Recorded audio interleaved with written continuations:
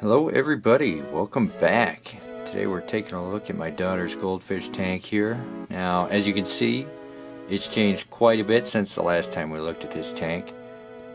I had some kind of substrate in here that I didn't really care for that much. So I went and I scooped it all out, took the fish out, totally drained the tank down, cleaned the bottom, took all of that stuff out, and then I went and filled it up with some nice fresh sand. I wanted to do this for a couple of reasons. One, because the goldfish like to kind of dig and sift through the sand.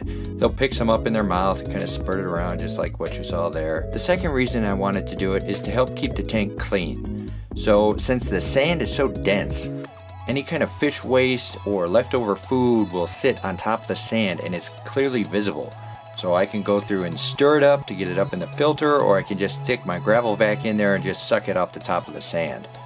So I'm hoping that's going to help keep the tank a little bit cleaner. That way when I come through and I do my water changes, it's more effective. I don't have anything sitting down in the substrate rotting and just adding to the waste problem with this tank. I don't know if you noticed too, but I went and took out a lot of the nerite snails from this tank. There's one snail that I've had for a long time, and I felt like he was getting picked on by the other nerite snails because there wasn't enough calcium in the water. So what I did is I took all the other ones back to the pet store, returned them for a little bit of credit, and I kept my guy that I've had for so long and who has been getting bullied. So maybe we'll see his shell recover here. We'll have to keep an eye on that. I also took the opportunity to add in one ramshorn snail. I went and bought a little group of ramshorn snails and he didn't quite match the other one, so I put him in this tank and I put all the other ones in the other tank. I have a little piece of driftwood here in the middle of the tank. I put some rocks around it just to help break it up a little bit between the wood and the sand. And then on both sides of the tank, you see I have these little shrimp cubes. I got those from the pet store a while back. I've kind of moved them in and out of some tanks.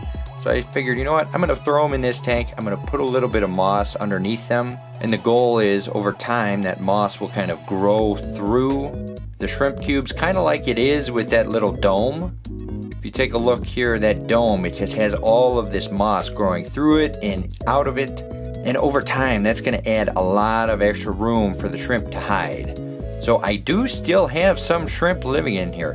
What they do is they hide underneath that wood. I don't know if that's just because they're afraid of the goldfish and he kind of constantly swims all over the place, but they're always hiding underneath the wood. I could lift it up now and show you guys, but I don't want to do that because I don't want to disrupt the tank.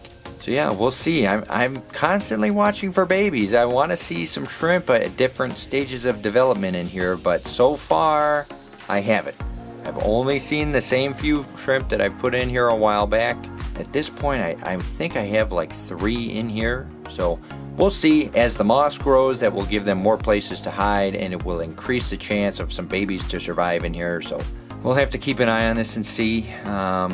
I did trim back the Java fern a little bit. As you can see here, I have some small leaves. I don't really have any big ones, but that's fine. I'm trying to keep the dying ones trimmed back. That way they don't steal nutrients away from the plant as it tries to like revive those leaves. Just cut them off, keep them trimmed. It'll have a bunch of smaller leaves growing here in the center, and that's fine with me. Across the top of the tank, I have a bunch of floating plants growing, and that's good because as the goldfish kind of goes and pecks at them, he can kind of bite off on some of the plants, he can kind of bite some of the sand, he can eat some food when I put it in there, and that should give him a mixed little diet with some dietary fiber with the sand. Yeah, I don't know. This is the goldfish tank. That's about everything I have for this update. Yeah, we'll check back on it in a few months.